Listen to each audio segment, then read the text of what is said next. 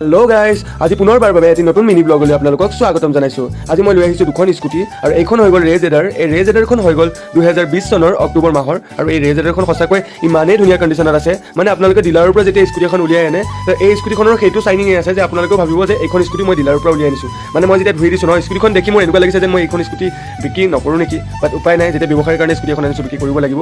আৰু এই স্কুটিখন হৈ গ'ল 26,972 কিলোমিটাৰ চলা স্কুটি। আৰু স্কুটিখন যদি আপোনালোকে কোনোবাই লওঁ বুলি ভাবে তেন্তে মোৰ লগত যোগাযোগ কৰিব।